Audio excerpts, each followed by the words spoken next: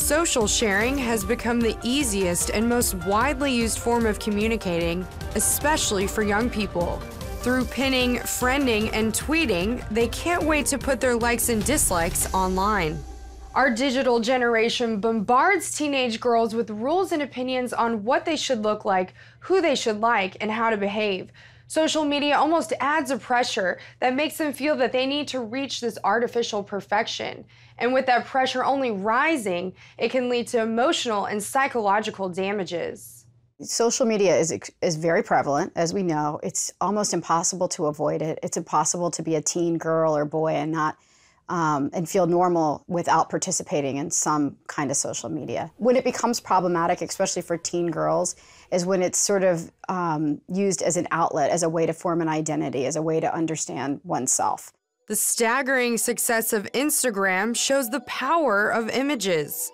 People share some 20 billion photos a day worldwide, scoring 1.6 billion likes. Many teens base their self-esteem on their number of likes or followers. If a girl or a woman is struggling a little bit with her sense of herself, of feeling good enough, of feeling worthwhile, maybe she turns to social media more than the norm. At times she feels good. She gets a lot of likes, she gets a lot of attention. Maybe that gives her a temporary sense of validation.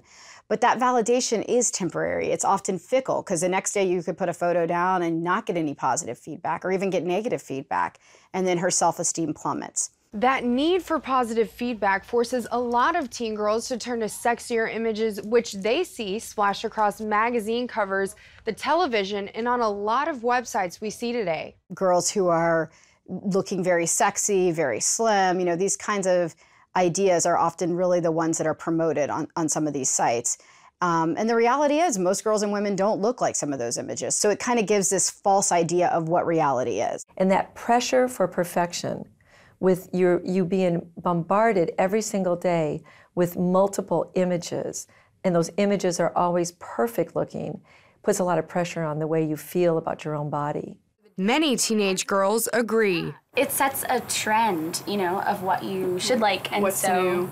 I think that as teenage girls, we try to kind of reach that image. Like stores putting out advertisements and stuff all the time, they're like, oh, look at these people, they look so good. Yeah. You're like, oh, I want to look like that. Why can't I have that? It kind of like makes you less content with your own self. Various studies show this problem also hits before the teen years. 40% of all 9 and 10-year-olds have already been on a diet.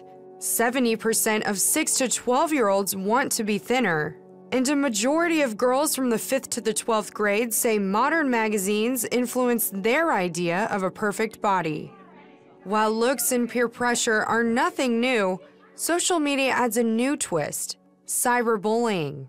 Cyberbullying for girls is extremely prevalent. I think particularly because there's a way in which you can be aggressive, you can be hard on another girl, you can be mean to her, you can call her names, you can say she's not attractive, but yet you're not really on display. We have a huge problem with cyberbullying and these awful comments. And then the pressure, again, of girls thinking that they have to look sexy all the time.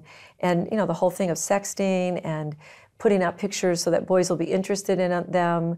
Social media will only continue to grow, so parents must help children navigate this world of mixed messages. Just want my children to know, I want to teach them that what they do matters, what they say matters, the images they post matter, and that stuff like that will last for a long time. Give the young people some ideas of what would be appropriate to post, not these sexualized pictures of young girls where they're trying to pose and look real, Vogue-like. Experts say to also urge your daughters to focus on personality and character, not outward appearance. And remember, it's the beauty that's inside that will matter most in the long run. Angela Zatopek, CBN News, New York.